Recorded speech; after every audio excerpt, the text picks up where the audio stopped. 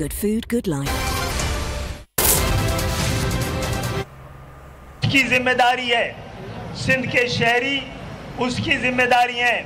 बारिश के बाद कराची एक खंडर है और कराची खंडर बन गया तो आप बताइए पूरे पाकिस्तान को कैसे संभाला और संवारा जाएगा। मैं आज आपके कैमरों के ज़रिए अफवाज पाकिस्तान से बल्कि तमाम पाकिस्तानियों से, आर्मी चीफ कमर जावेद बाजवा साहब से सबसे ताज़ियत करते हैं हम लोग, पूरी महाजर कौम, पूरा कराची, पूरे सिंध के शहरी इलाके और सिंध आपके दुख में बराबर के शरीक हैं कि हमारे 12 कोर के core commander lieutenant general Sarfaraz और कई कीमती अफवाज पाकिस्तान के अफसरान हादसे में शहीद हुए हैं। अल्लाह ताला उन सबको गरीक़ रहमत करे। अच्छा खालिद भाई, 22 साल तक को इक़्तिदार करार देकर सियासत की गई। 2018 में वो इक़्तिदार में आ गए, एमपी इक़्तिदार रही। इलेक्शन में आने के बाद एमपी 4 साल तक नफीस नहीं हुए थे। 4 साल बाद वो एमपी आज फिर बदलाव हो गई है। लेकिन इलेक्शन कमीशन के फैसले के बाद अगर आर्टिकल 6 के तहत कार्रवाई की जाती है तो पाकिस्तान में शायद शरफ के बाद दूसरे गद्दार जो माजी में सबको गद्दार करार देते गए वो होंगे। तो क्या आर्टिकल 6 के तहत अगर कार्रवाई होती है या एमक्यू करेगी?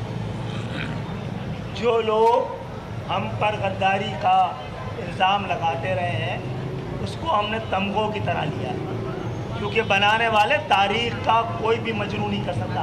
जो अपनी तारीख़ को फरामोश करते हैं उनका जुग्राफिया उनको फरामोश कर देता है, और आपके साथ हुआ है ना ये आज से 50 साल पहले। तो इसका एक एहतियात किया जाए। हमारी 40 साल तारीख़ इस बात की गवाह है कि हमने गद्दारी के इल्ज़ाम के जवाब में किसी को गद्दार नहीं कहा है। ये काम इंसाफ का है, कानून का है, और अगर जो चीज़ें पीटीआई से वाबस्ता अभी इलेक्शन कमीशन ने उसका फ़ैसला दिया है, अगर ऐसे ही है तो जनाब किसी वक्त तो ऐसे प्रोजेक्ट से ताल्लुक़ रखने वाले ऐसे लोग जो कि इस बात जिनके बारे में ये समझा जाता है कि वो कुछ भी कर लें, बड़ी से बड़ी गद्दारी कर लें, बड़ी से बड़ी धांधली कर लें, बड़ी से बड़ी करप्शन कर लें, उनको कोई हाथ नहीं लगाएगा। आइए पाकिस्तान की इज्जत बढ़ाइए। ऐसे गिरेबानों पे भी हाथ डालकर पाकिस्तान की आवाम को इंसाफ दे सकता है, और इंसाफ के बगैर इस मुल्क को जोड़े रखना और कोई और दूसरा नुस्खा और तरीक़ा नहीं है।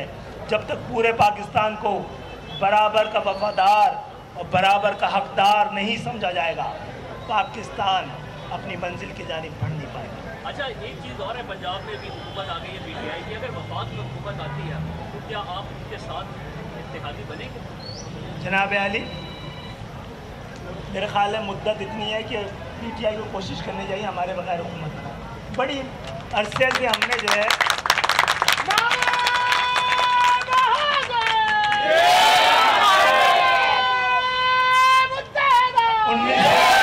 1988 से अभी तक हमने ये अकेले जिम्मेदारी नहीं ली है पाकिस्तान की जमहूरियत को बचाने के लिए।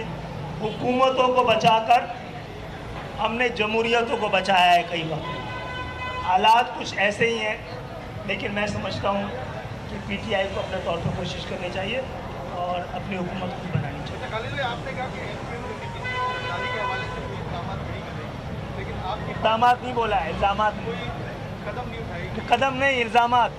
कदम अगर कोई होगा, इक़दाम नहीं करेगी, लेकिन इल्ज़ाम नहीं लगाएगी। इल्ज़ाम नहीं लगाएगी। लेकिन आपकी पार्टी के बानी पर जब गद्दारी का 22 अगस्त को इल्ज़ाम लगा तो आपके सेनेटर वफाकी वज़ीर फैसल सब्ज़वारी ने चीफ असेंबली में आर्टिकल 6 का मुतालबा किया।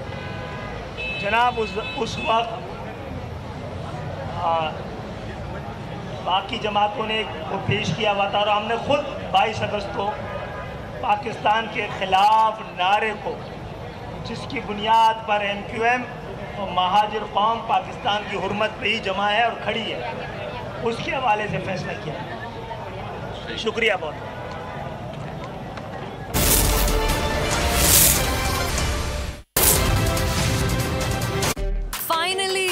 हमारी अपनी बुटीक की लॉन्च है ओनली